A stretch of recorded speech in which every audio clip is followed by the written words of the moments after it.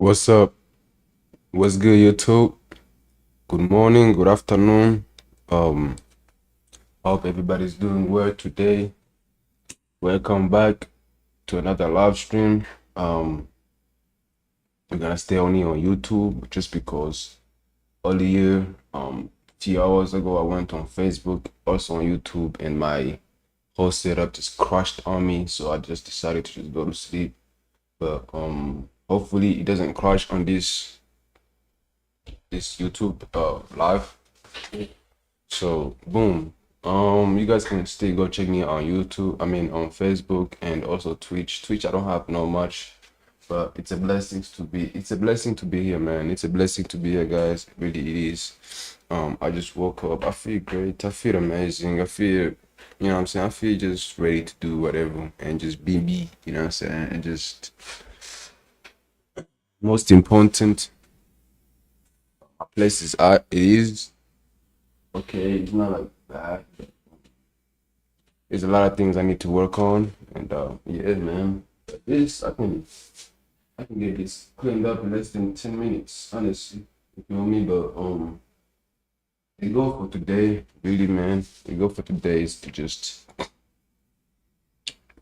what is it? Let me see. Actually, let me send this live that's on Facebook. I mean on that's on YouTube to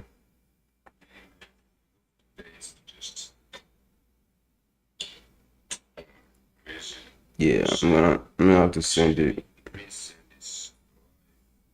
on Facebook just so.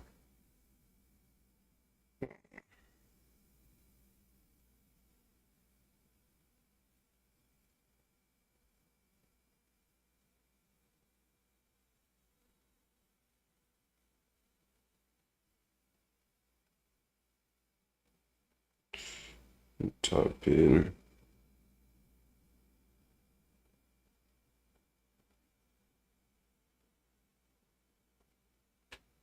All right, bet. We good. We got the Wi-Fi looking perfect. It's not taking too much. Um,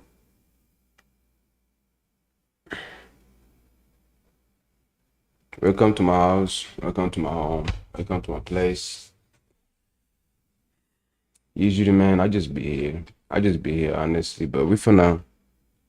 First of all, I gotta make sure I get this place cleaned up and also put a t-shirt on. Um, so we can hit the gym. All right, we can hit the gym. But before we do that, I wanna see this. I don't know if they have it on YouTube yet. It's this anime I like to watch. Usually it comes in like every 3 days or something. So, but if you,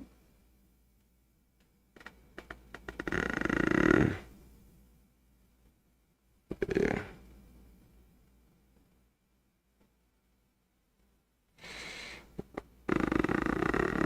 yeah.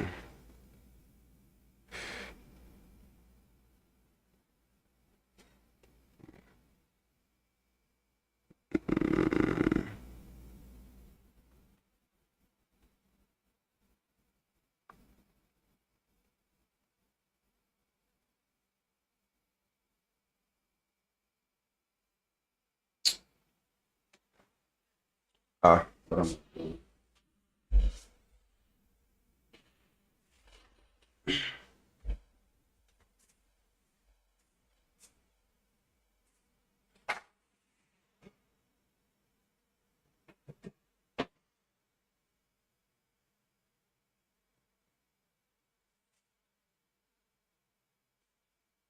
dang, bro.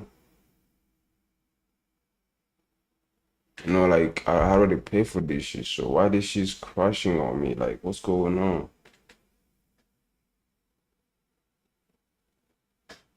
So, what? I'm not live on YouTube anymore. This is messed up, though.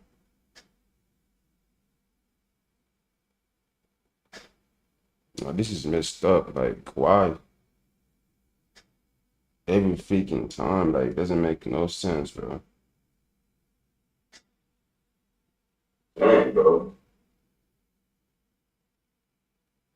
Like I already paid for this shit, so why this shit's crashing on me? Like, What's going on?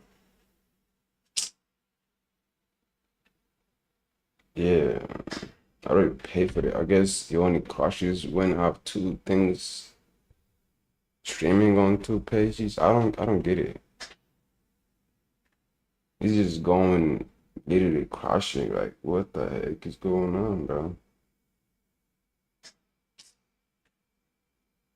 Let me see how many.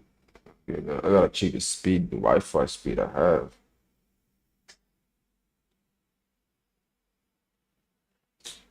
Um,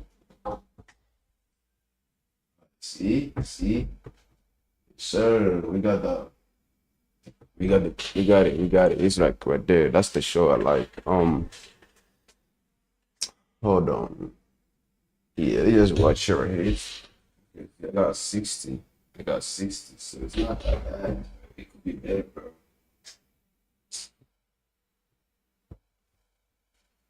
It could be better. Yeah, I gotta watch this real quick. Um,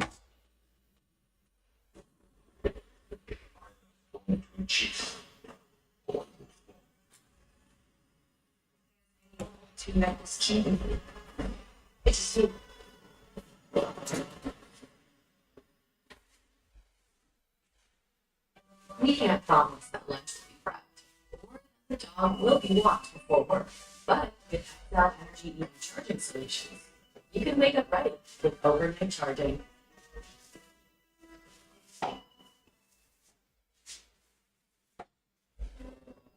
のシールをくぐり抜けてバナナの前に立つと、これ ah, that's supposed to be English. Oh no. 大声を出すな。It's supposed to be English now. What happened?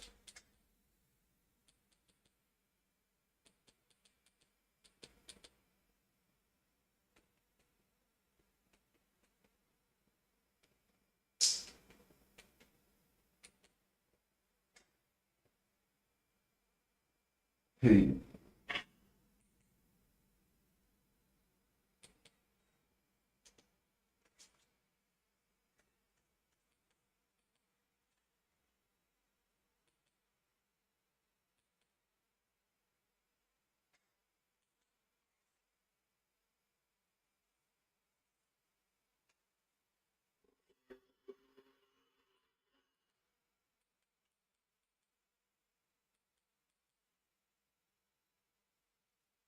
I be flexing. They don't do. They don't do. They don't do. They don't do. Hey,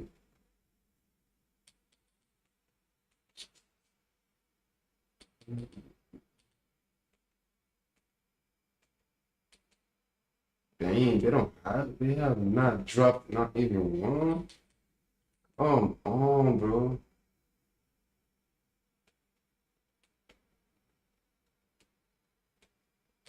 Like, I wanna see it. You haven't dropped it yet.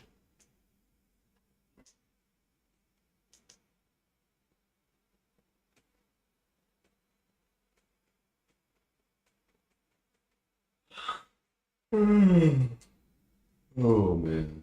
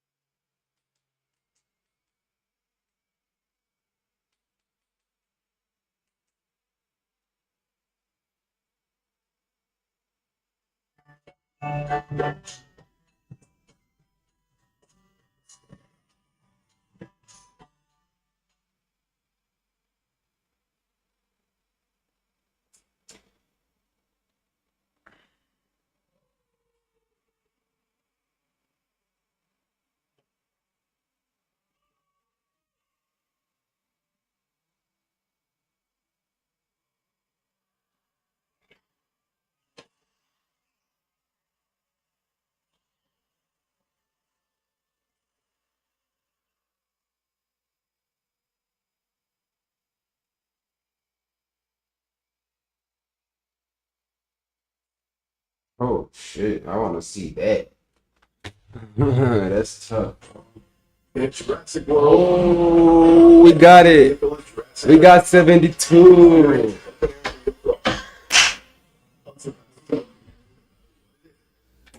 Um,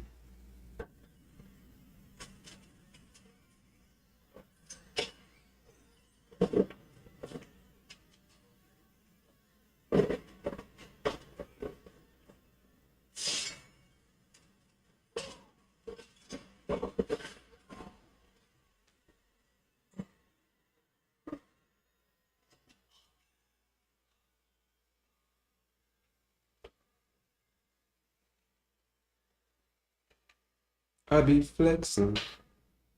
What they gonna do? What they gonna do? What they gonna do? Let me to the right place. What they gonna do?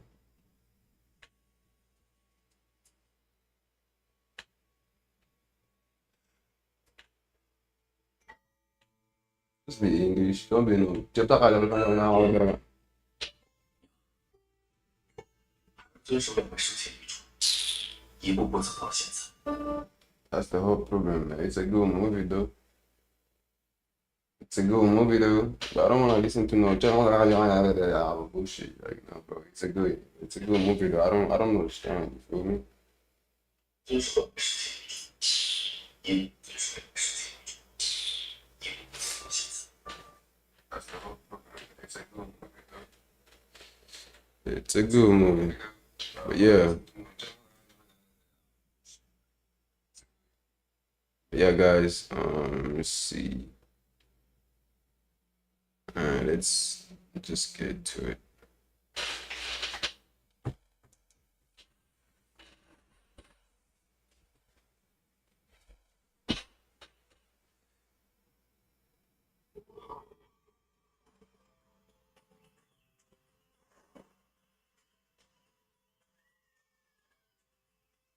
My name is Seiji Hiya. I'm a second year in high school.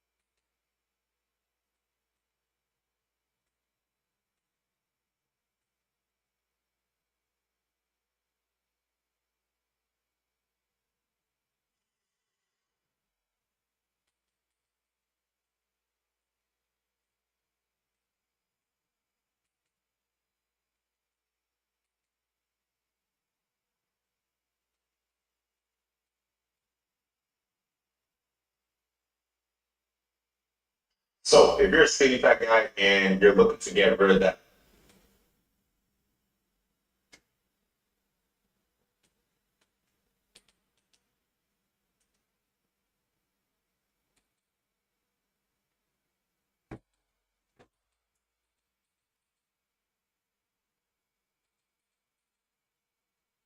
What's the name of it? I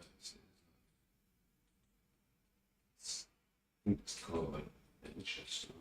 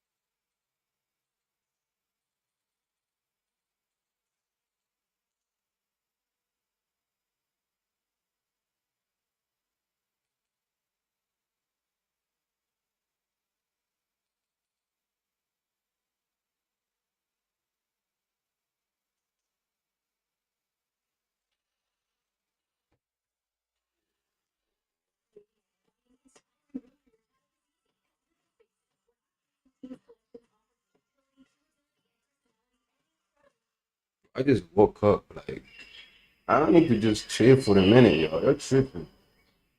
I need to chill. I'm just trying to chill.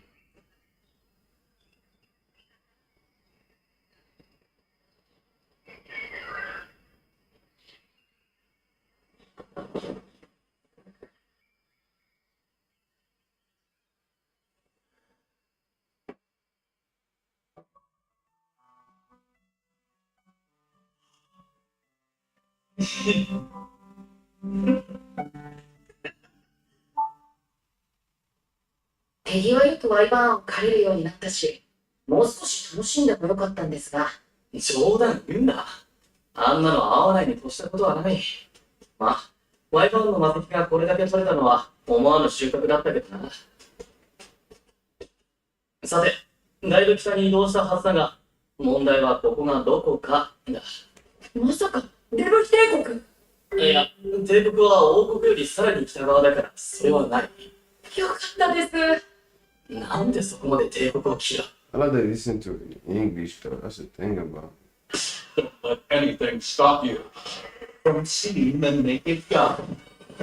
Get ready for a movie so outrageous. You'll need a safe word. Yes. From Bill Cosby's private safe. We're mattress. You came to the right place. We got ourselves a twin for $9.99. We got ourselves a full for $10.99.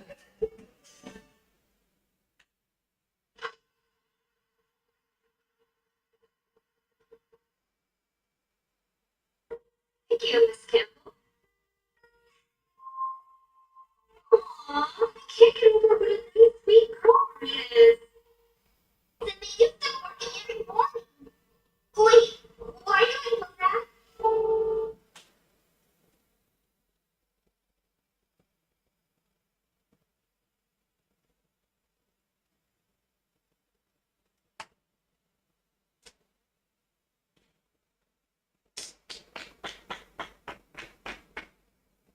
All right, bet we got 30 minutes to go. Boom. Actually, let's see.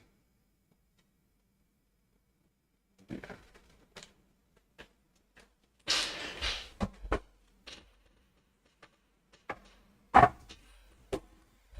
By now, you probably watched. Probably realize most of those videos are heavily for fighting. However, if you're black and like me, many of those tips are of no use to you at all.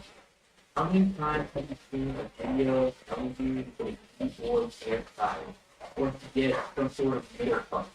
These hairstyles aren't even possible for black men. So in this video, I'll be showing you how to look at so that you can go from a 5 out of 10 to a 10% all across the board, just like some of our favorite celebrities.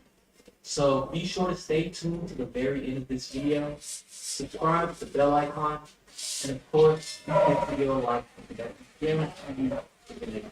Let's begin. As black men, it's important not to mimic or follow the dreams of other people. And it's really a lot. It just doesn't go well or really work well. As you can see. Instead, we must embrace our own culture and go back to our roots. As black men, we primarily have very strong, unique features that aren't really found in other ethnicities. And by acknowledging, strengthening, and embracing those features, we can successfully and effectively look smash. Let's start with your face. Luscious lips, thick eyebrows, a chiseled facial structure, and even lots of facial hair. These are all features that we can embrace to add structure to our face and even out our look. If you naturally have thicker eyebrows, don't be ashamed because everyone else is thin. Instead, embrace it. Go with it. You can get your eyebrows shaped up or even slightly fluffed to make them a little bit more unique. Having thicker eyebrows is a unique feature and look really good when you're taking care of. The same goes for facial hair. Without a shape up, facial hair can look wild and even messy. By simply shaking it up, just like the flip of a switch, you can go from homeless to homeboy in a second. So here's a few things you can do to improve your look. Keep your face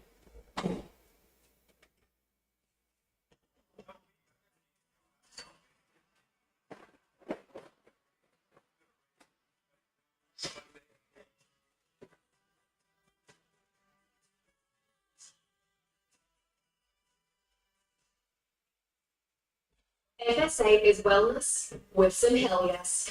We've remixed the best of Pilates, tone, and yoga for an all-new, full-body group trip. Keep your facial hair trim, line up. Always keep your lips moisturized with some sort of lip balm. Clean up any imperfections in your skin, like acne, pimples, or even dark marks with an exfoliator and a vitamin C serum. I'll leave a link to what I recommend down in the description below. Keep your face hydrated and moisturized at all times with a facial moisturizer. These are all things that you can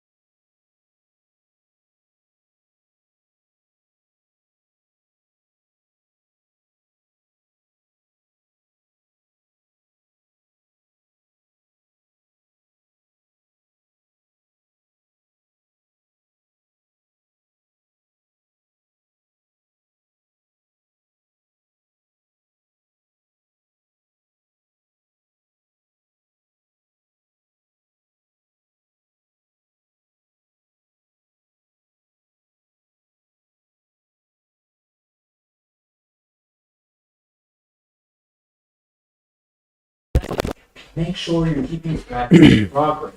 Write down the amount of weight, the amount of reps, and even the duration of your workouts to make sure you're actually gradually increasing it. This applies to everything, not just lifting. So that goes for calisthenics and even cardio. Next, do simple workouts. You don't need to do 20 exercises a day or work out for hours. Working out for as little as 20 minutes to an hour a day can make you achieve that aesthetic physique, as long as the workout routine you're following is effective. Next, diet. Whenever diet is mentioned, people automatically assume you need to start calorie counting. This isn't necessarily true. You can eat whatever you want as long as you make sure to eat clean and get enough protein daily. Oh, and make sure you're drinking plenty of water and getting lots of sleep. Muscles need rest to grow, so sleep is important. Now, let's get into the actual workout. There's two methods to achieving the body of a Greek god, and that's through lifting weights or doing calisthenics, which is working out using your own body weight. Both ways are effective, so you could do either one or do a mix of both. Here are the exercises you need to focus on in each muscle group. First up, neck and shoulders. Having a larger, more masculine neck and shoulders gain you big points when it comes to an aesthetic physique. Incorporate workouts like neck curls, neck extensions, and weighted shoulder shrugs into your routine. These exercises will help you to build a thicker neck, which can make you appear stronger and more intimidating. Wide, broad shoulders is one of the core elements to having a Greek god physique. For well-defined shoulders, focus on overhead press, lateral raises, and front raises. These exercises will give you that broad, powerful look. Next, chest and back.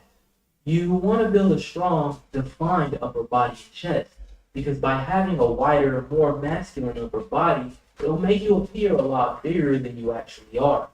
This is like the foundation for building the aesthetic physique of a god. So you really want to work hard to build these muscle groups. Exercises like bench press, incline press, and push-ups are all great ways to build a larger chest. And to develop a wide, strong back, you want to do pull-ups, rows, and deadlifts. These exercises are crucial for achieving that U-shaped look, and it will add depth and dimension to your upper body. Remember, once you can do these exercises easily, you want to start progressively adding weight to ensure that you're consistently building muscle. But it's an entire thing to prove ineffective, and you can completely be wasting your time if you aren't working out correctly. So you need to make sure you're using the right equipment. If you're doing full exercises at home, you're gonna need a adjustable dumbbell, a barbell, a bench, and a rack. And if you're doing calisthenics at home, you're gonna need an adjustable dumbbell, a weighted vest, and a pull-up bar. Now, this equipment can be a bit expensive if you buy it all at once, so I suggest acquiring each piece of equipment bit by bit. But just to start off, for calisthenics, I'd say just start off with an adjustable weighted vest. This is by far the most important piece of equipment. You can do the majority of calisthenic workouts with this equipment, and you can progressively increase the weight and overload. And for push-pull exercises at home, I'd say adjustable dumbbells would be the most crucial. This will allow you to start doing push-pull exercises in the comfort of your own home. I'll leave a link in my description to where you can grab starter equipment that isn't as expensive as other workout equipment on the market. So do yourself a favor, scroll down and check it out. Next, arms. We can't have a wide chest with tiny little T-Rex, can we? So training arms is essential. You can develop strong, more defined arms with bicep curls, tricep extensions, and hammer curls. These exercises will give your arms that wide, chiseled, muscular appearance. Next, your core. You want a strong but slim waist. You can achieve this by training abs. Exercises like planks, crunches, leg raises, and Russian twists are all great for workouts. A strong core is essential for overall balance and stability.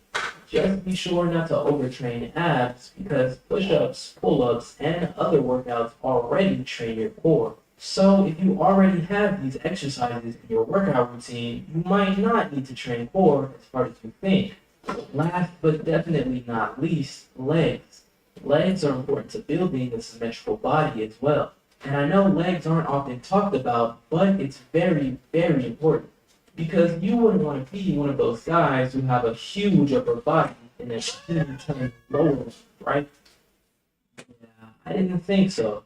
You can strengthen your lower body with squats, lunges, and calf raises. Powerful legs are a must to balance your aesthetic physique. Remember, for all of these muscle groups and workouts, you need to progressively overload your muscles, or else they won't really grow. And to do that, you need equipment that you can easily adjust and add weight to. So I've left a link to all the equipment that you need to start your training arc today. It's in my description below. And if you're kind of confused on how to build your workout routine, I created a workout routine for starters. You can use it as a template to start. I'll leave a direct link to the spreadsheet down in my description as well. By integrating these exercises into your routine and maintaining a disciplined approach, I'm confident that you can achieve the physique that reflects the timeless strength and beauty of a Greek god. If you enjoyed the video or found it helpful at all, go ahead and hit the like button. If you haven't already, what are you waiting for? Subscribe to the notifications so that you can continue to see our videos and get your weekly dose of betterness. And if you super enjoyed the video, give it a little tip, and it directly helps out the channel. And remember, with every one of our videos you watch, you take one step closer to becoming an even better version of yourself. Thank you so much for watching, and until next time, stay smooth, like butter.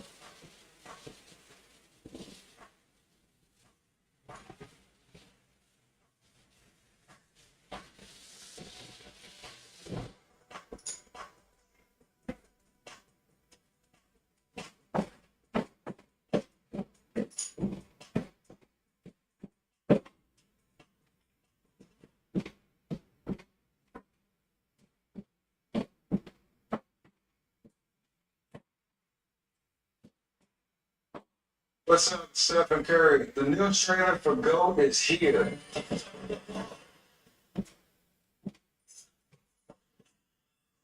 Would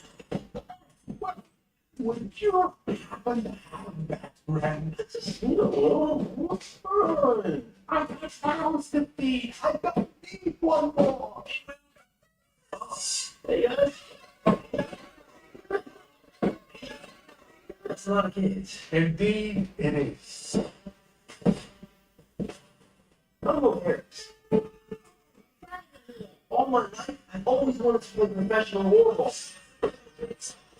Like my hero, Jeff Gilmore. Best in the game. Oh, you must be shit. You're the fiercest.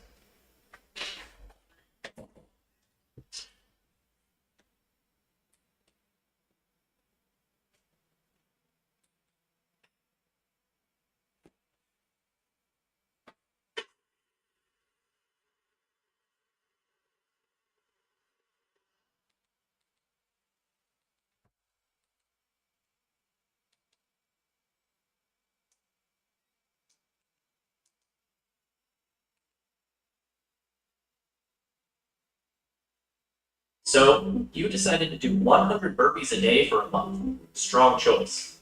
You've never done it before, but the algorithm knows you better than you know yourself.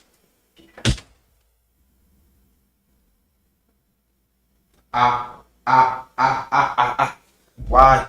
Why did it just happen like this? I don't understand. Okay, guys, we got another 30 minutes to go. But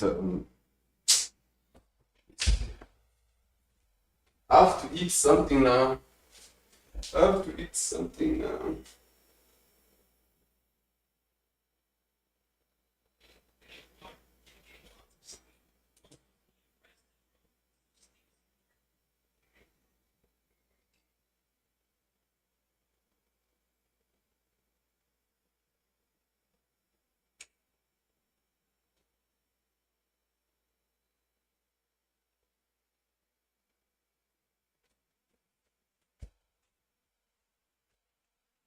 That just happened.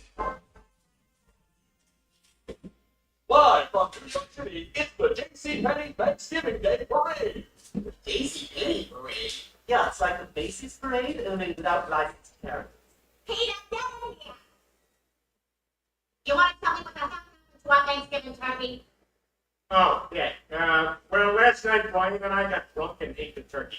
But before you get mad, we also ate the salad. Damn it, how could you guys do that?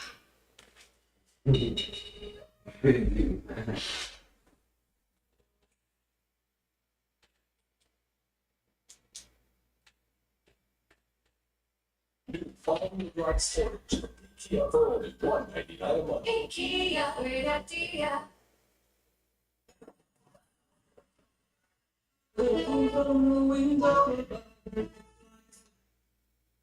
Can you actually build muscle with calisthenics? Short answer, yes. Long answer, yes. But only if you do it right. Most people spin their wheels doing random push-ups and wondering why they're not jacked. That's because building muscle with body weight isn't about doing more. It's about doing it smarter. So today, we're breaking down the 3 things you need to do if you actually want to grow. It's about training smart, progressive overload, proper structure, and nutrition that support growth. In this video, we'll show you exactly how, plus the one supplement that helps Yellow Dude Team push through tough workouts without feeling like you got hit by a truck the next day. Let's get into it. Number 1, progressive overload. Building muscle means asking your body to do just a little more overtime, a little more resistance, a little more tension, a little more effort, and doing that consistently, week after week. When it comes to calisthenics, progressive overload doesn't come from loading up a barbell. It comes from getting smarter with how you use your body. That means gradually moving to harder versions of the same movement, like going from regular push-ups to archer push-ups, then to pseudo-planche push-ups. It means slowing down your tempo and holding positions longer so your muscles are under tension for more time. It means adding intensity through external resistance, like a weight vest or even a loaded backpack. Sometimes it just means doing the same move, but doing it cleaner, slower, and with more control. But here's the part most people forget. If you want to push harder, add more reps, grind through one more set, you need endurance. That's where creatine comes in. Creatine is one of the most researched and reliable supplements available.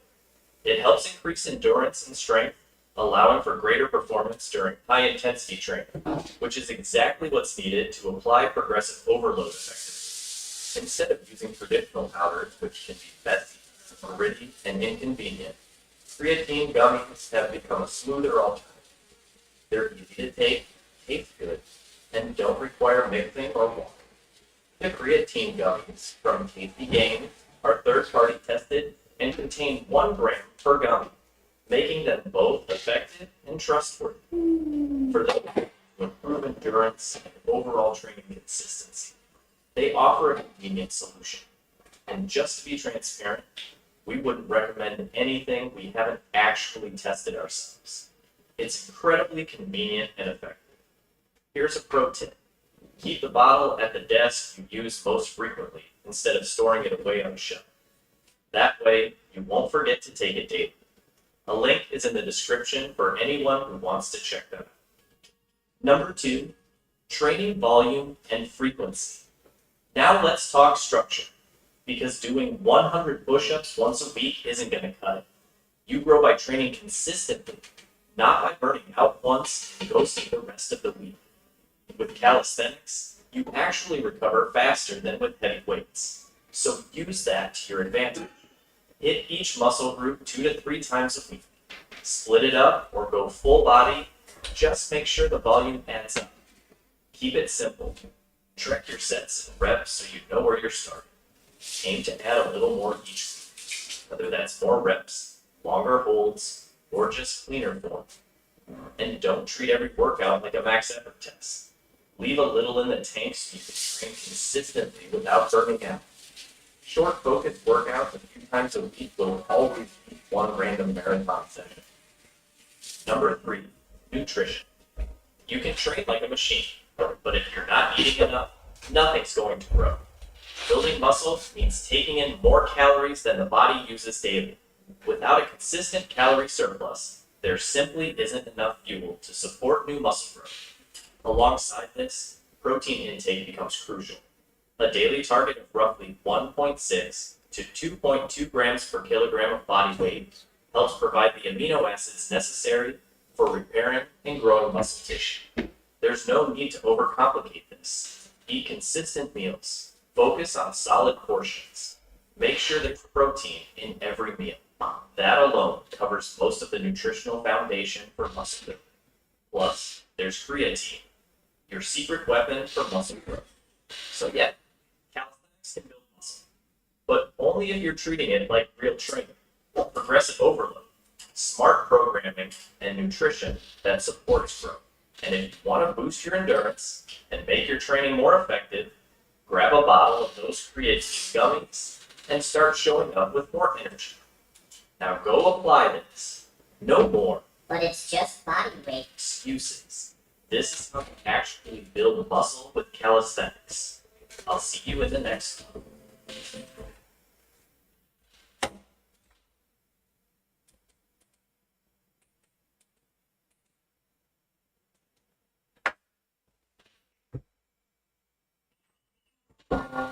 What's for dinner?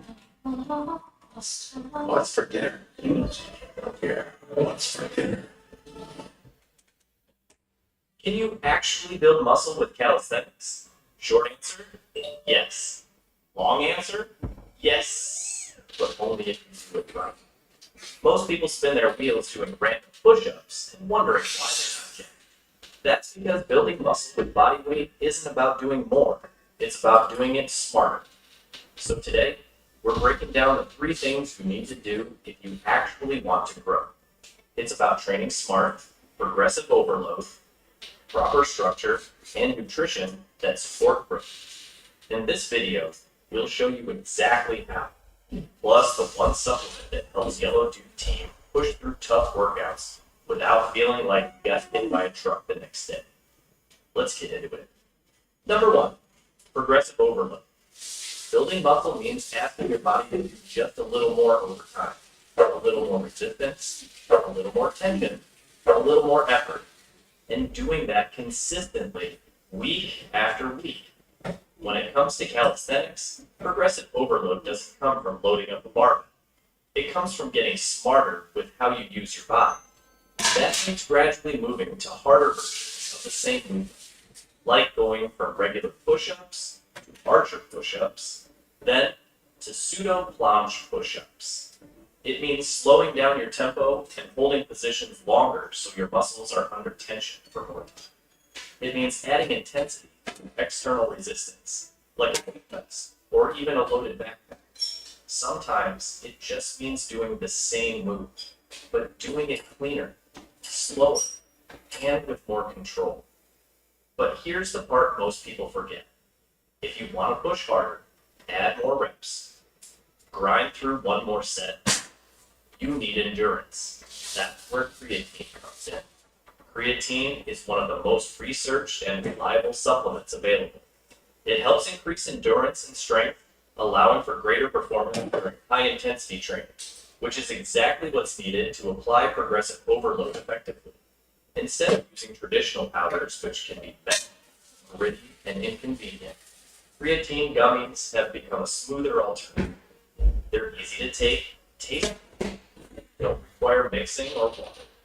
The creatine gummies from Tasty Gains are third-party tested and contain 1 gram per gummy, making them both effective and trustworthy. For those looking to improve endurance and overall training consistency, they offer a convenient solution. And just to be transparent, we wouldn't recommend anything.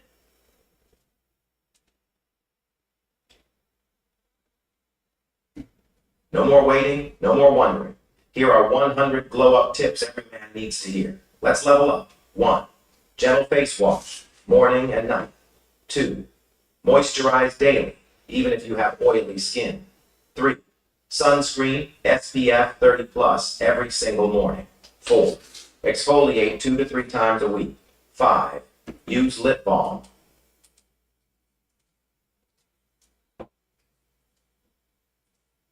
Still breaking out, even though you wash your face every day? You're not alone. And no, it's not just your genetics, because most guys think clear skin is about having.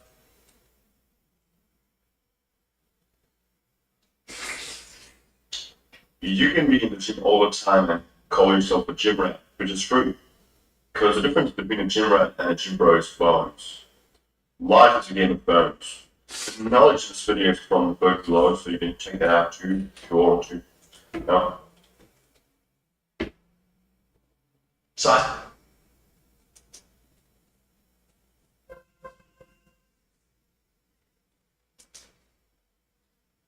And you don't get McDonald's, and you have the most masculine trait possible, which is a good height, and you have an advantage in sports as well as dating. A good position leads to an attractive face. At the end of the day, no amount of skincare or makeup could change what's under your skin. So if your bones weak, then automatically you end up with a bad look, even with a ton of makeup. Well, making the video and not showing your face is stupid.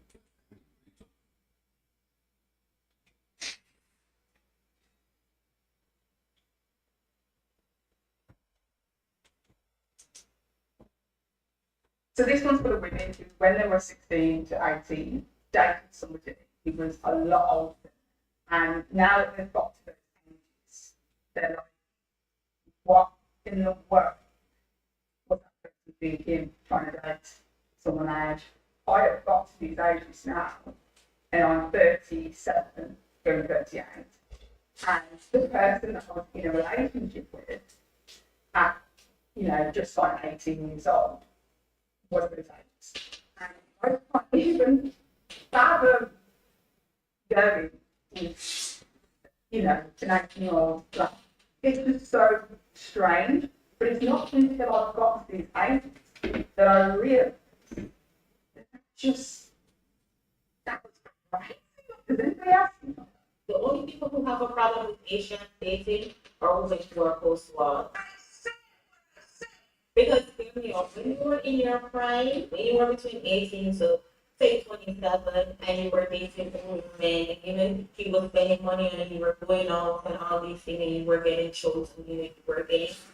You did not have a problem with age gap dating. You started having a problem with age gap dating when you get also that prime age and you realize that these older men that you're still checking for, that you want to plan you out, that you want to spend money on you, are only checking for younger women.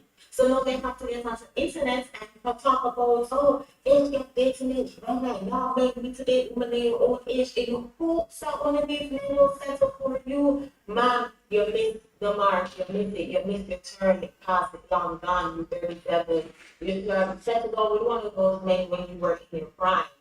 Shaming these men for dating women in their prime is not going to make them pick you. No. That's what it is. They're hoping if they get on TikTok and shame these men hard enough, these men who want to pick them. No. Marcia Spires hustle for the latest trends from fashion to beauty, so you don't have to. We get the deals, you get the good stuff. That's the one thing like this. I just feel like when two people are in a relationship and the age gap in the relationship is 10 years or more, the youngest person in the relationship should be at least 30 years old.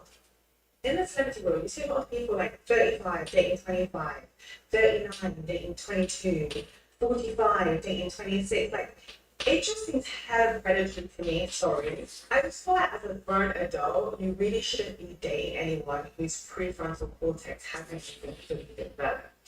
And that doesn't really happen till around 25, but just from the same side, like 30-ish. Let's even be generous and say like 29, 28, whatever. But I just feel like if their prefrontal lobe is not fully developed, leave them alone. And if someone in their 30s, 20 something, when you are in early 20s, mid 20s, you feel like you are grown, you think you know it all, but you really don't. You have no idea. Like, even for some of the strongest 21, 22, 23-year-olds who are very much in life, they all applies to the years, and trust me, you get days when you realize you didn't have anything. So anyway, for all those little things, you feel like there's some words beyond the years, they can control this, they run circles around people, blah, blah, blah, blah. Trust me when I say someone with life experience, way more life experience than you, was in high school when you were in diapers, is in a position where it would be very easy for them to take advantage if they wanted to. And I'm not saying don't date older. Yeah, a lot of people like older guys, older women, cool. But 10 plus years, like relax. I mean, you're a person dating younger. Just, what do you have in common with this? I bet, what do you have in common? If you are 34 years old, what do you have in common with somebody who's 22 years old? If you have a lot in common with them, you should be concerned. You should be concerned. And I'm going to be frank, a lot of the time, it's not that they have this insane connection, but they have a lot in common. A lot of the time, the older person in the relationship is using the younger person for something, or knows they can take advantage of the younger person for something, or knows that they can control or manipulate the younger person, and that is exactly why they are there. And I know my comments are going to be funny with, oh, my fault, but my gosh, you were here to stretch me, and my mom was trying to do great. I'm happy it worked out for them. But hey, it's just my opinion. I just personally think that if you are 10 years older than someone, unless they're over 30 years old, 19, you just leave them with an age. So notice that last part when she was like, unless they're over 30. Yeah, now we can see right through it. If we post 30 women who have hit the wall trying to shame men into dating them, you miss your turn, sis. If you were ever curious about whether or not an age gap is appropriate, well, let me give you a little bit of concept that came out. I made a video weeks ago, maybe even months ago. So there's a concept that I like to call the age gap calculator. And this is how it goes. There are two people. Say one is 22 and one is 30. You take the difference in years of those two people, so 22 and 39. And what you do is, when you do your calculation, what is that, 17 years or something like that? You take that difference, okay, and you then subtract it from the younger person in that couple. In this example, you would subtract 17 from 22. And what you're going to do when you get that new number, which is 5, you're going to say, does that younger person in the couple, can they date 17 years younger than themselves? If the answer is no, I don't know, or fuck no, it's typically inappropriate. Inappropriate. Okay? That don't make no sense. That math don't make no sense because again, this is just them trying to encourage men to pick up them and their full long term. One of my biggest fears as a girl who has dated older majority of my life, now that I'm open to dating my age, a fear that I have is that a man takes me to his family's house after we, like each other. We like, oh yeah, let's get serious. And I've been in there before. Could you imagine? Could you imagine, really liking this person, really seeing yourself married to this person? It's like, let me introduce you to my family, and his dad is like, could you imagine? How do you even tell him that? How do you tell him that? It's either that or me dating somebody older again and come to find out my mom used to date too. Those are like two of my biggest dating fears. Like, oh my God, I can't imagine either one. Like, could you imagine bringing a man home and your mom was like, "What?" And he's like, chill. And they just hug each other and it's like, how y'all know each other? And they like, oh yeah, we went to high school together. We today. Damn. Style and substance. In the GMC Sierra. Or current eligible GMC owners get 20% below. be bachelor, okay? When you're in your 20s, you should not be more than 2, maximum 3 years older, or having more than a 2 to 3 year age difference between you and the person that you're dating. It's really that simple. If you're a teenager, same thing. It shouldn't be more than 2 years between the age of the person, you and the person you're dating. 2. If you're 16, you shouldn't be dating anybody over 18. If you're 13, you shouldn't be dating anybody over 15. No, what 16-year-olds are checking for 13-year-olds? They're weird and they're creepy. Okay? If you're 20, you shouldn't be dating anybody over 23. Okay? A 24-year-old should not be checking for no 20-year-old. When I was 24, I was not checking for no 20-year-olds. 20-year-olds were like little children to me when I was 24. When you're 24, you should not be dating nobody over 25, sorry, not 25, 27, 28. Okay? What does a 29-year-old want with a 24-year-old? What? Because I know at 29, I was not checking for no 24-year-old or 22-year-old. What does a 28-year-old have in common with a 20-year-old? Baby.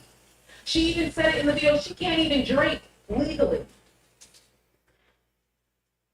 When you hit 30 and above, you know, we can break that down. That's a different story. But even still, when you hit 30 and above, it's like anything more than 10 to 20 years is crazy.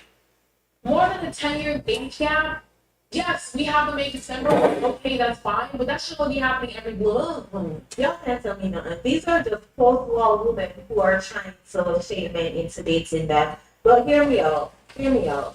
I thought y'all saying that women mature more than men.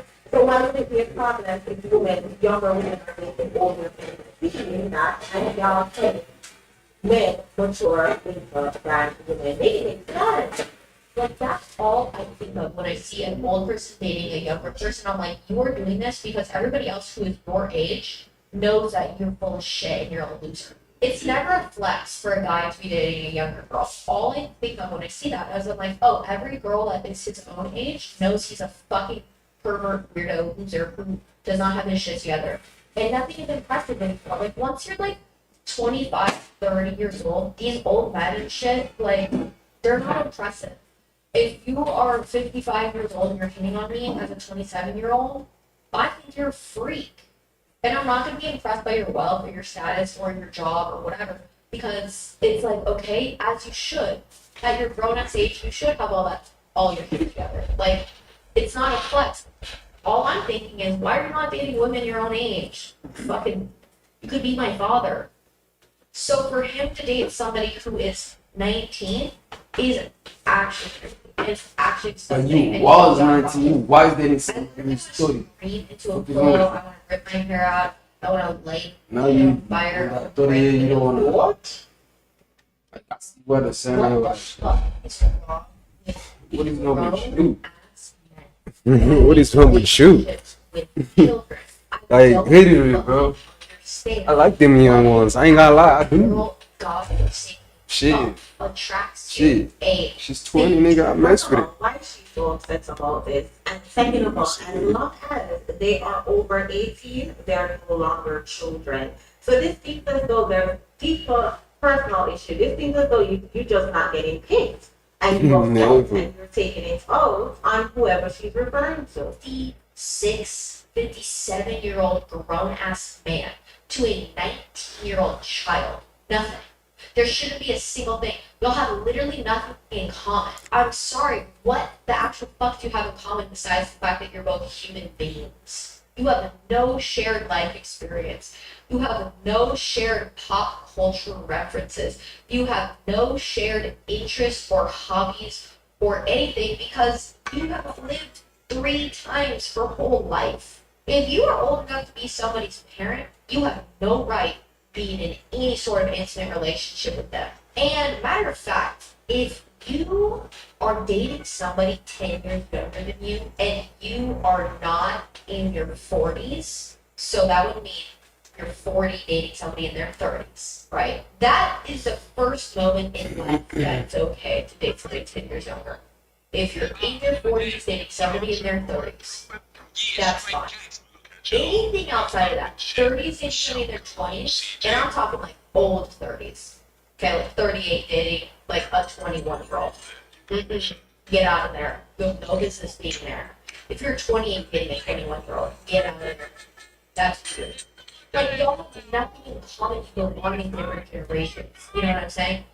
It's just fucking disgusting. Y'all notice where they draw the line. Oh, if she's over 30, then you can date her. It's given that these are a bunch of washed up women who are just shaming men into picking them. Back on the second live. And yeah, so I have been married 5 years. Like 7 years. I got divorced and so we did not make it 5 years. So with that being said, session is going around about tennis rock. That 19-year-old. I was thinking about it. And but 10 years down, years change. Almost 10 years already. And we started getting more to keep up. So, I also was thinking, like, Look at video game.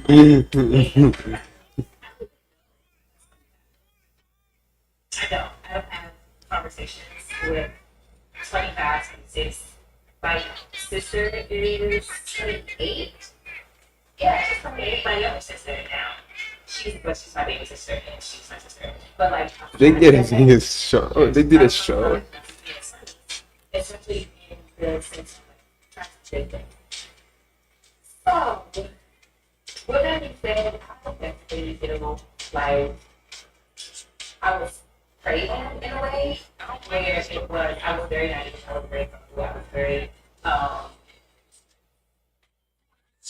What's up, Stephen Curry? The new trailer for Go is here.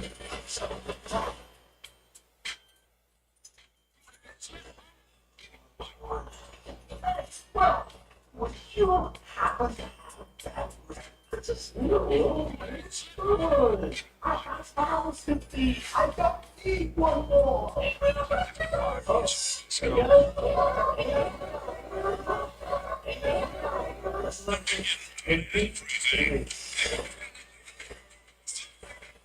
I'm gonna say,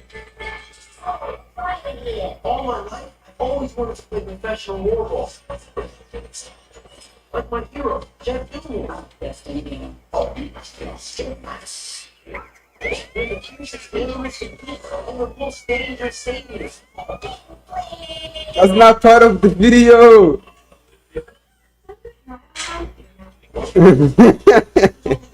Grandma.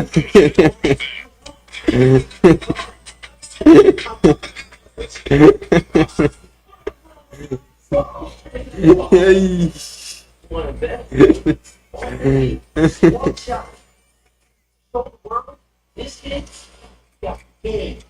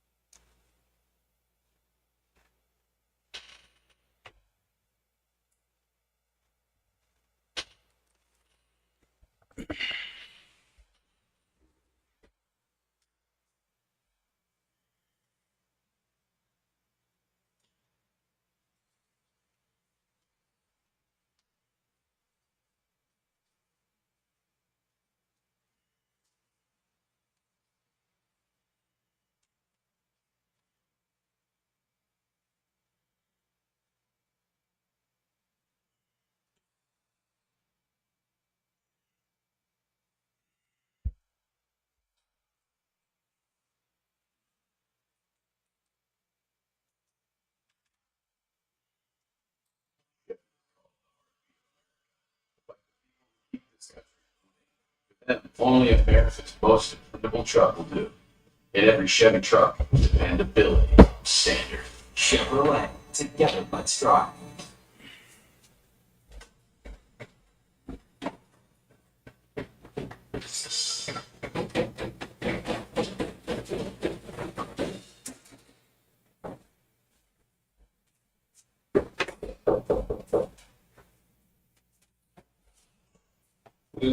I've been searching for you for the love of my life. Please marry me. About time. Fellas, welcome back to the channel. In today's story, we dive into a tale of regret and missed opportunities. A woman who repeatedly friend-zoned a guy now finds herself full of regret as he finally moves on and into a better life without her. What happened to make her rethink her choices? And how did you flip the script? Stay tuned, hit that like button, and let's get into it. Don't forget to subscribe for more stories like this one. Ladies, we should not be getting married. Any that we were attracted to before our frontal lobe developed, because I look back and I'm like, jump scare. So she's out here advising women not to get married to anyone they're attracted to before their frontal lobe develops. And honestly, that's rich coming from a crowd that spends their early 20s chasing bad boys and ignoring good men entirely. This isn't about girl science. It's about dodging accountability for their own bad choices. The whole frontal lobe excuse is just another way to shift the blame. It's not your brain's fault that you prioritized excitement over stability or drama over commitment. It's not some underdeveloped part of your mind telling you to ghost a nice guy and chase the emotionally unavailable. That's all on you. Here's the kicker. The guys these women are attracted to before their so-called frontal lobe development are the same ones they regret later. You know the type. Flashy, unreliable, and emotionally immature. But instead of owning up to those mistakes, they'll turn around and say, "Oh, I was too young to know better." Really? Because plenty of women manage to make solid, responsible choices in their early 20s. The truth is, the whole frontal lobe argument is just a cop-out to avoid admitting they overlooked good men for years. And by the time they're done developing, the guys they should have valued have moved on or stopped playing the game entirely. Here's the deal. Attraction is part of any healthy relationship, but so is accountability. If you keep picking partners who are all red flags and no substance, don't blame your brain. Blame your inability to prioritize what actually matters in a long-term relationship. Ladies, the problem isn't your frontal lobe. The problem is ignoring quality men in favor of thrill and then wondering why it doesn't work out. Maybe it's time to stop waiting for brain development and start reevaluating your choices. Just a thought. One of the main reasons that I think a lot of men feel isolated in the dating world is because they were told that being attractive comes down to money, your job, how you physically look in terms of being masculine. And I'm not saying women wouldn't find those things attractive. However, I have coached thousands of clients. And the one thing women always go back to is connecting emotionally with men. That is how they feel safe, secure, and find very attractive. Here's the thing. Women out here talking about how they want an emotional connection. But let's be real. They only seem to get emotionally attached if you're tall, fit, and stacking cash. That's not emotional connection. That's just hypergamy dressed up as romance. Women love to say, "I just want a guy who understands me." But somehow, the guy who understands them is always 6 feet 3 inches, looks like he walked out of a fitness magazine, and has a 6-figure income. Funny how that works, huh? It's almost like emotional connection only kicks in once you check all the superficial boxes. And let's not pretend this is new. Women will ghost a guy with genuine intentions because he's 5 feet 9 inches or working a regular 9 to 5. Meanwhile, they'll chase the dude who barely texts back because he's got the look or drives the right car. Then, when that guy doesn't commit, it's all, "Men are trash," or "He just couldn't handle me." No, sis, you picked wrong. Again. Here's the irony. The same women who say, "Where are all the good men?" are the ones skipping over good men every day. Why? Because they're too busy measuring height and bank accounts instead of character and effort. The emotional connection they claim to want, that's just a smokescreen. If a guy doesn't meet their superficial standards, they don't even stick around long enough to see if there's a connection. But here's where it gets even messier. Women will gaslight men into thinking it's their fault for not being enough, not tall enough, not rich enough, not exciting enough. Meanwhile, they're out here swiping through dating apps like it's Black Friday, looking for the next upgrade. And when it all falls apart, suddenly it's society's fault for raising men wrong. Let's call it what it is. Emotional connection isn't the priority for most women. It's the reward they give after you meet their shallow criteria. If you're not tall, ripped, and wealthy, they won't even give you the time of day, let alone open up emotionally. And that's fine. People are allowed to have preferences. But let's not pretend it's about emotional depth when it's clearly about appearances and status. Fellas, don't let this game mess with your head. The women who genuinely value emotional connection, they won't care about your height or your income. They'll care about how you treat them and who you are as a person. The rest, they're just out here chasing fantasies and Instagram aesthetics. Let them. Focus on the ones who see your worth beyond the surface. Because the truth, emotional connection is a two-way street. It's not a prize you win for being tall and rich. The reason why I think it's so important for a man to bring value to a woman's life is because the world is designed for a woman to be single. There's more for us to get out of life if we're single. Things start becoming free, we start getting invited to like a million different things. People want to take care of you as a woman. They want to invite you to parties, they want to invite you to events. And so when a woman locks herself down with a man, she is closing off a lot of opportunities to be with him. And if he's not providing a value to her, or at least matching like what she would have been losing out on, then being with him is a loss. Like she's taking a loss to be with him. You guys know I was in a relationship like pretty much all of last year. And obviously when you're in a relationship, you're loyal, you're not meeting these people, you're not like taking the opportunities that are being presented to you, like free things that are being presented to you. But now I'm single and like obviously the same opportunities and better are being presented to me. Now I'm actually taking them. And I'm just reflecting on the last year and thinking about how much I missed out on while being with this person. Not that I regret it and not that I would do anything differently. Like I love this person very dearly. So like obviously like that was the choice I wanted to make. And I would do it again in a heartbeat. But for someone new to come into my life, they have to somewhat match that level of like the life that I'm living right now while I'm single, and all the things that I'm getting, all the dinners that are getting paid for, that sort of stuff. So if he can't even match that, like, why would I give up what I have now, like all these opportunities for somebody that's like not even measuring up? Sorry, that's harsh. She's out here saying, a man has to provide value to a woman that outweighs what she gets from being single. Let's break this down. Because what she's really saying is that a man is only worth keeping around if he's a walking ATM, a personal handyman, or a therapist on speed dial. Provide value. Sis, are men applying for a job or trying to build a relationship? When did dating turn into a corporate transaction where men are treated as utilities rather than human beings? The audacity to reduce a man's worth to how much he can outweigh the joys of your solo Netflix marathons and brunch dates with your girls is just wild. Let's not act like this is some deep philosophy, either. This mindset screams entitlement. Instead of focusing on mutual growth, respect, and love, it's all about what the man can do for her. It's not about compatibility, shared values, or emotional support. It's about how much he can outperform her single life. And if that's the metric, guess what? She's already lost the plot. Here's the reality. A relationship isn't a one-way street. If all you're looking for is someone to outvalue your single life, then you're not looking for a partner. You're looking for a sponsor. Men aren't utilities, accessories, or upgrades to your lifestyle. They're human beings who deserve the same level of effort and respect they're expected to give. And let's not pretend this is just about high standards. It's about unrealistic, one-sided standards. She wants him to provide value. But what is she bringing to the table? Because if her answer is, I am the table, then that's just another way of saying she's bringing nothing but expectations. The truth is, relationships thrive on reciprocity. If you're treating a man like a tool to enhance your life rather than a partner to share it with, don't be surprised when men stop showing up. Because real men aren't utilities, they're people.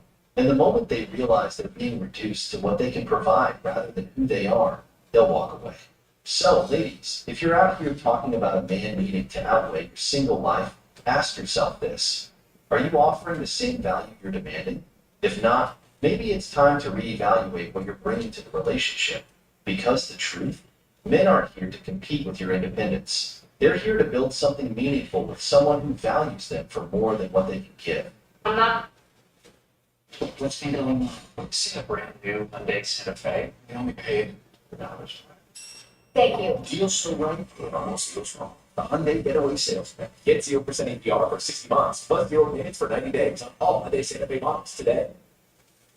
Turn on PIN verification in the Uber app so you always know you're getting into the right ride. society just try to put us in a box, especially female athletes, but you can't. I'm Gabby Thomas, and I'm a world champion sprinter. But I'm lighting up for a race. That's why I feel like my best self, the most empowered, the most confident. You look good, you feel good, you run good. Using style and passion as a way of self-expression is so important, and I love that TJ Maxx stands for it. Daring to be different and daring to be yourself is what makes everyone so unique, and that's why to get to success. TJ Maxx. Maxx, what makes you, you. Read them through. And it's my favorite. So the whole time, everybody's Not gonna hold your hand when I say this because some of y'all need to use a little bit more soap than you already do. But that billionaire is not gonna marry you. I don't know where the fuck everybody's getting these delusional dreams of, oh, if this doesn't work out, I'm just gonna marry rich. Bitch, she wouldn't even fucking look at you. You're dumb as fuck. You are dumb as fuck. You are. You're on the verge of failing your classes. You have nothing to offer. Like, I'm sorry. Please check the Forbes list and please check their partners. All of them are of high status, all of them are well educated and well read. What the fuck? You know what you fucking ass. Here's the thing. She's out here saying some women are delusional and think they're going to marry rich. And honestly, she's not wrong. But let's dig into this because it's a whole vibe of entitlement that's worth unpacking. First off, let's call it what it is, a fantasy. There's a whole generation of women thinking they're just one latte away from bumping into a billionaire who's going to sweep them off their feet and hand them a black card. Sis, this isn't a Hallmark movie, it's reality. And in reality, rich men aren't out here looking for women who bring nothing but manifestation energy to the table. The delusion starts when women confuse lifestyle with effort. They see the designer bags, the luxury vacations, and the champagne brunches on Instagram, and suddenly, they think that's their birthright. But here's the plot twist. The men funding those lifestyles aren't lining up for the women scrolling TikTok and posting soft girl era captions. Let's talk numbers for a second. The percentage of men who are actually rich is tiny, like microscopic. And out of that small pool, what makes these women think they're the ones getting picked? Because let's be real, those men aren't just looking for a pretty face or someone who can spend their money. They're looking for someone who adds actual value to their lives. But here's where it gets funny. A lot of these women have no plan. None. They don't want to work, they don't want to build, and they definitely don't want to grow. They just want to exist and be chosen. It's the Cinderella effect, waiting for Prince Charming without putting in any effort to be the kind of woman a high-value man would actually want. The irony? The same women dreaming about marrying rich are the ones who turn their noses up at the hardworking, middle-class men who would actually treat them right. They want wealth without work, status without sacrifice, and love without effort. And when it doesn't happen, it's suddenly men are the problem. No, sis, the problem is the delusion. Here's the truth.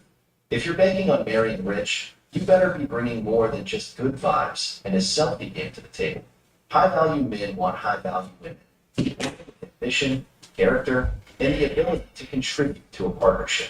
The ones who think they can just show up and get chosen, they're in for a rude awakening. The ideal scenario to me, and if this will happen, was to be in a place of maybe not complete, let's call it like 95% contentment with myself and being alone and hanging out alone and having space to myself. And that really changes the filter of looking at men, right? Because if I'm great, you're not desperate. Totally. And also, you need to be adding to my very happy 95% in order to enter into this world. Like, I'm not at 25. I don't need you, you know? And I think people also feel that energy for dating. You have to have something else, like whether it's a job, something you're passionate about, a good community of friends, family, because that one man is not going to be your whole world. Your cup has different levels. The man is a small percentage of it. The rest is passion, what you do, your family, like, you know, it's everything in one. Then you kind of feel full. No man will ever have a successful relationship with a woman who's 95% sure she doesn't need or want him in her life. And honestly, why would he? Let's break this down because it's not as empowering as some women might make it sound. If a woman is walking into one with the mindset that she's already got everything figured out and a man is just an optional accessory, then what's even the point? Nobody wants to feel like they're constantly auditioning to prove their worth in someone else's life. Here's the kicker. That I don't need a man energy doesn't come off as strong and independent. It comes off as dismissive and unapproachable. Men aren't out here asking to be needed in a desperate way. They're looking to feel valued, respected, and wanted. There's a difference between being independent and being so hyper-independent that you shut people out entirely. And let's be honest, the whole "I don't need a man" vibe is usually rooted in past hurt or bitterness. It's like a preemptive wall built to avoid vulnerability or rejection. But here's the truth. If you're 95% sure you don't want or need a man, then you're not ready for a relationship, period. Relationships thrive on reciprocity, not one person acting like they're doing the other a favor by sticking around. The sad part? The men who would have treated her right aren't going to waste their time trying to convince her of their value. Why? Because self-respecting men don't want to be with someone who constantly makes them feel like an afterthought. They'll take one look at that energy and bounce, because who wants to invest in someone who's already half out the door? The truth is, a relationship isn't about needing someone in a survival sense. It's about choosing someone, choosing to share your life, grow together, and be vulnerable. If a woman can't even open herself up to the idea of genuinely wanting a man in her life, then she's blocking her own blessings. So, if you're 95% sure you don't need a man, here's my advice: stay single. Because no man, no matter how good, kind, or patient, deserves to be in a relationship where he's treated like an option instead of a priority.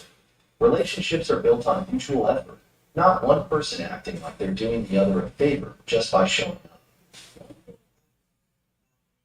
Throughout my life is the vast majority of men are insecure. The best looking men have insecurities. And I have on the collective of black men the most, because when I think about the times that I've been insulted and just downright degraded just for existing, it's never been by a man who wasn't black. It was never a white tea, Hispanic, or Asian. It has only been black men in my personal experience. So that's what I'm going to speak on today.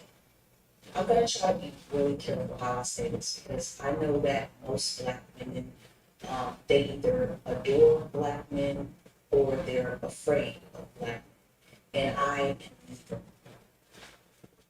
So that is the reason why I can speak as freely as I can. So I'm not saying that black women should start doing exactly what I do, but we need to find a way to humble these girls when they are in your presence. A lot of black men, because of their insecurities, because they're not sure if they can have you or not, they will say little things to try to get a reaction. So instead of saying, "How you doing, man? You look lovely today," they'll say things like, "How you doing, man? Well, I could tell that a lot of men try to, you must think you all that." Have y'all ever had that happen to you? I've had that happen to me many times. Like, I'll be at a gas station pumping my gas, minding my business, and then a Tyrone, 2 months down, will start walking towards me and say something like, "Oh, I can tell what type of woman you are." You don't even know me, sir. I'm over here pumping gas, minding my business. But because you're attracted to me and you're not sure if I would feel the same about you, you feel the need to try. Just within the past 2 weeks, I have humbled 2 dudes. One was over 6 feet, the other one was under 6 feet. The one who was over 6 feet tall had this attitude of, "Oh, I know I can get you because I'm tall." And so when we in the middle of the conversation, I literally told him, Why do women do this? So you calm down. Talk, but The look on his face was priceless. All that arrogance, it got lower and lower and lower. The other one, I simply reminded him that he was under 6 feet tall. Once again, his arrogance got lower and lower.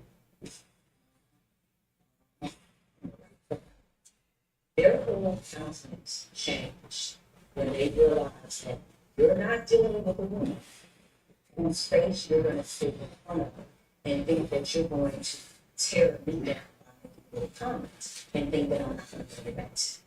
I'm gonna get that shit right back. And after that, the conversation opens and we had a lovely conversation.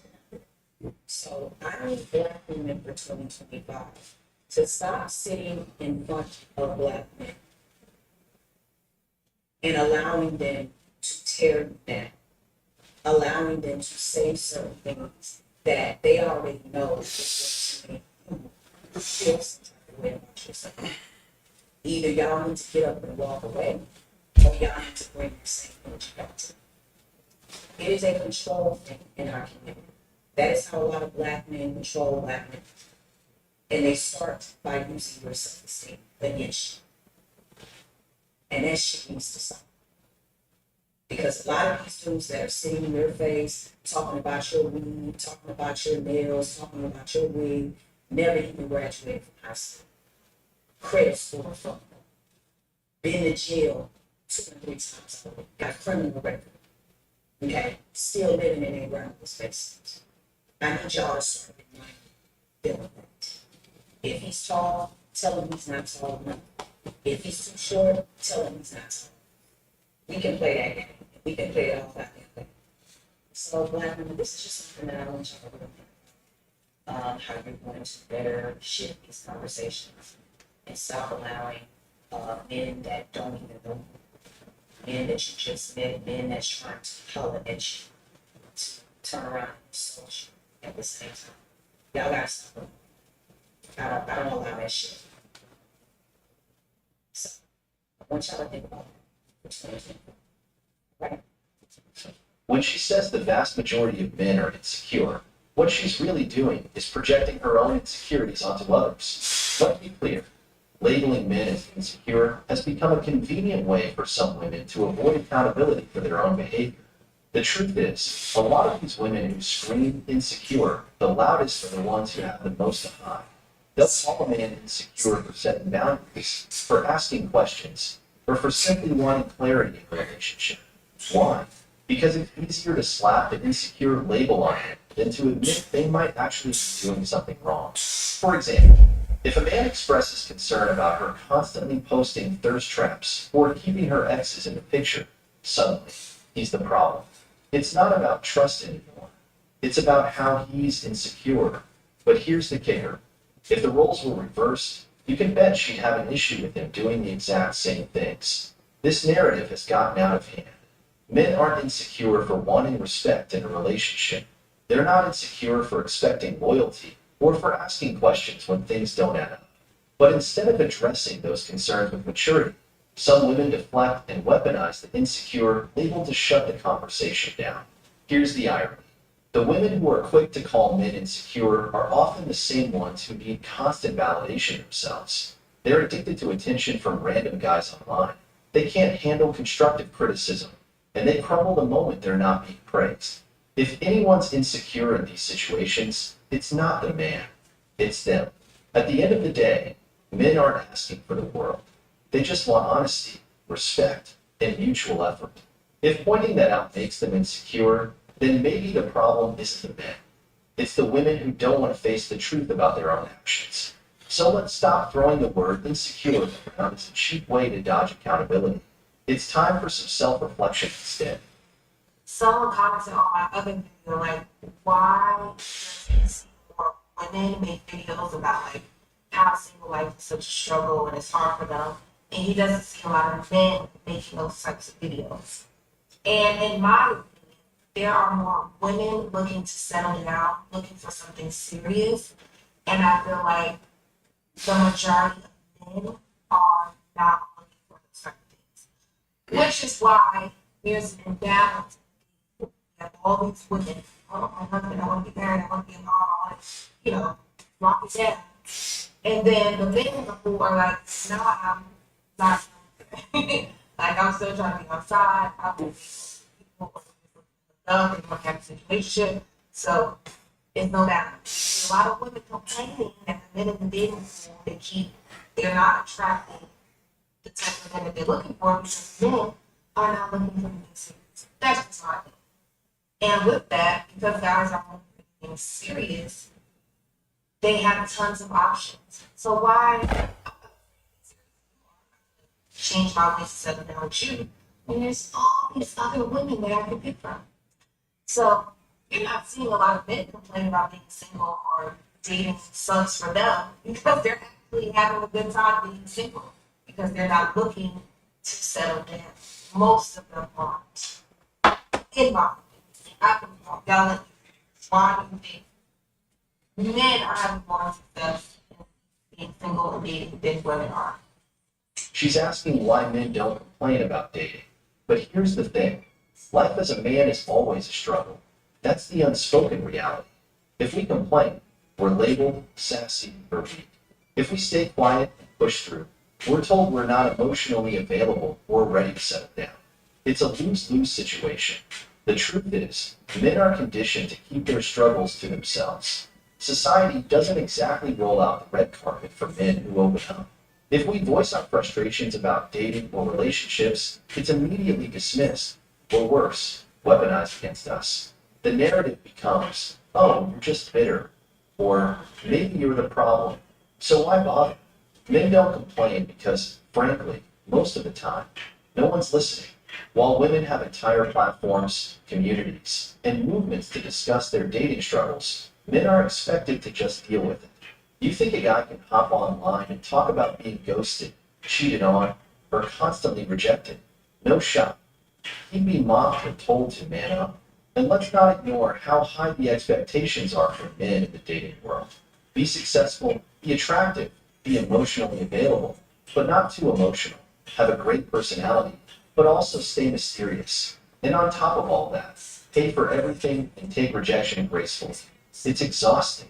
And if we dare to express how one-sided it can feel, we're told we're not good enough, or that we just don't try hard enough. So no, we're not out here complaining. Not because we're fine with it, but because we've learned that complaining doesn't get us anywhere. Men have to internalize their struggles, figure things out on their own, and keep moving forward. That's just the reality of being a man. At the end of the day, we know we can't win in this conversation. If we speak up, we're criticized. If we stay quiet, it's assumed we don't care or we're emotionally unavailable. The truth is, most men do care. We just don't have the luxury of turning our frustrations into a public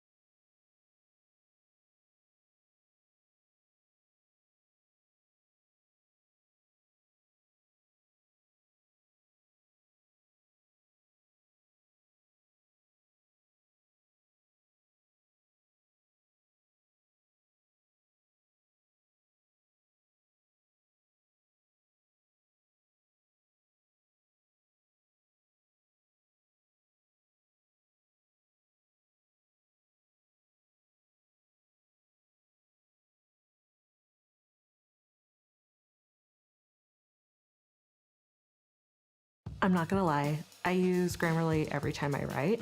It helps me get the best grades possible while depleting the least amount of hours of my week.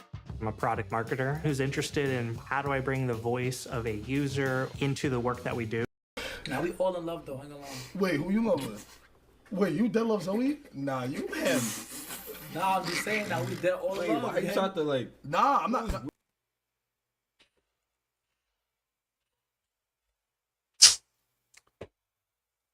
And I know, bro. I just fell asleep in my room, bro. I didn't want to fall asleep here, so I just went in my room and I fell asleep in there. Oh wow, I look good, bro. I look fresh. Now I see why. Yeah. You have to change some. We. Definitely. Nah, y'all in love. Nah, girl. Bro, love is a great thing. He found a bro. new love. I think I don't know. Bro, love is a great thing, bro. Like I feel like we really gotta start. I guess she's not listening. What are you talking about? What are you talking about? Yo, Gary. Love is a Nah, love is a beautiful Why thing. am I so tired, bro? Nah, Love is so crazy. Yo, I love love. Niggas don't say anything. I love love. Like, I need to learn how to love and show like affection. Like we don't got that no more. Like back in the '90s, and my parents used to really like show. They used to really like show that they loved each other. Like they need to do more of that. You feel me? Double it. Yo, what's wrong with y'all? Yeah, nah. Y'all niggas on some. I don't know what y'all niggas on, bro. Double it. I don't know what your niggas on, but I'm finna step on this. Yeah. Alright, it's. So yeah, he pretty much stopped talking to me out of nowhere, and I. Alright.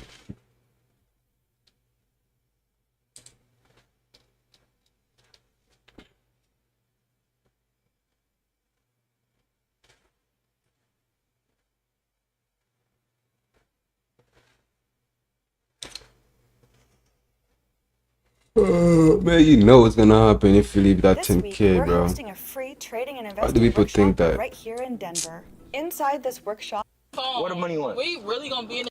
I will call 911. Damn, she thick. She look good. Excuse me, how you doing? Hey. What's your name? Tati. Tati, my name Dior. Nice meeting you. Nice to meet you. I see She's you a Oh, walking, gold but you digger, of look course, very bro. She's good. gonna. I can't stop You're you. cute too. You think so? She's gonna take your shit, Nah, bro. for sure. Where you from? I'm from Atlanta. You from ATL? Oh shit, what you doing out here? I was just like running to Walgreens. Running to Get some Walgreens? snacks. Yeah, I live over here. Oh, you live out here now? Yeah, I live out here. Why you moved from Atlanta? I just wanted to meet some new people. Meet some new people? Yeah. Yeah, shit, yeah, I get it. I don't know. I don't know about Miami though. I mean, I'm used to Miami, so it's like. Used to it? You like it out here? Yeah, no, I'm tired of this. Why? Born and raised, it's like I'm getting tired. I need to go somewhere else. You need some new like experiences and stuff. I don't understand that. You been out here for a while? Yeah, I've been out here for like 2 months. Oh, you brand new talking about a while. Really fresh. I thought you meant like 2 years or something. No, 2 months. 2 months? I just got here. It just landed. Nah, for sure. Shit. You said you was about to grab some snacks? Yeah, well, I already did. I put them on my bag. Yeah. Now you ain't trying to grab something to eat? I was hungry. I was about to grab some Yeah, we food. can grab something to eat. Yeah. I'm down. I What just you gotta like? go home because, you know. Shit, you look good. This you not the- look good to me. Shit. No, that's not the fit for food. That ain't no BBL, huh? No, it's natural. You sure? Yeah. You feel me? It's a lot. That's another thing. Too much. Too many BBLs. You know, ain't no yeah, no, it's the natural. Georgia Peach, so yeah, she's natural. Shit, I gotta see what's up with that. This is me right here. We trying to- Yeah. Been in one of these before? I've been in a few. Few? Yeah. Get comfy, get comfy. Thank you. For sure. Let's see if she could pay the fee to fucking play with fee. We gonna see. It's over her. Y'all already know I got a little trick for her, so. Goddamn. Shit. So like, what's this? You said what? What's this? Like, what do you do? Like, you just got. Oh, the money? Yeah. Nah, that's just that ain't shit to me. That's pocket change for real. It's pocket change? Yeah, that's like 20 cents to me for real. 20 cents is crazy. That's not 20 cents. But It's not 20 cents? You don't think so? No. I'll make that shit in like 20 minutes. Shit, we could do 5 p.m. Yeah, 5 p.m. about 30. My fault. I'm trying to handle some business. You're fine. You're fine. Yeah. So you like Miami? Yeah, it's cool. I fuck with it, yeah. That's good. That's good. You ever been to Houston? Yeah, it's so fun. Have you ever been? Yeah, I'm trying to move out there. I need me a girl to move out there with, though. I don't know. I'm trying to find somebody. You trying to move out there with me? Yes. I'm over Miami. She's down for whatever, bro. You got money, of course, nigga. If you was some random, bro, if you didn't have no money, she would be like, okay. But now you introducing money, she's down. What the fuck? Miami already. Like, Out there, you just can't really do nothing but. 2 months, like, a lot I can don't know. happen in 2 months. Yeah, you right. Exactly. You know, right? You from out here. Yeah, you right. Miami moves fast. It do, bro. This shit. Let me do it. Where you trying to eat? What you like to eat? I don't know. I like dressing up and putting on heels. Like, Oh, you like getting fancy? You want to go somewhere fancy? You ever been to God damn. You ever been to Puppy Steak? no, actually. You never been? Bro, No, we shit, should go, nigga, bro. Take her to McDonald's or something. Like, tell her you're gonna go to an expensive place and just be like, nah, we finna eat some McDonald's shit. Something, I don't know, just do something. You like steak, right? Yeah, I do like steak. Hey, yeah, give me It's, some good ass steak. Shit, kind of You expensive. Yeah, just giving gold digger vibes, that's all, bro. You get like 20 cents to you. So. You get like 20 or 30 steaks. She said How much this. steaks you eat? Just one, two? I just want one. Just one? Yeah, my back's not that big. I'm like, What you trying to say? your back big. Talking about you want multiple steaks. God damn. I eat a lot. You feel me? So you're an eater. Okay, cool. You said what? You're an eater. A eater? Yeah. You like eaters? Yeah, who doesn't? Tell people that eat. I don't know if I don't eat for everybody. You feel me? That's understandable. It gotta be the right You're person. still an eater though. Nah, it gotta be. I'm not even talking about that. I'm talking about food. Why you playing? You know what the fuck you doing? Why is you playing? I'm talking about food. She knows what she's doing. Regular food. We were just talking about steak. You said you eat a lot. I was like, you're an eater. I'm an eater. Yeah. Alright. You playing with me. Stop playing with me. You an eater? Yeah, I eat. Yeah? Yeah. Yeah, I like me a eater.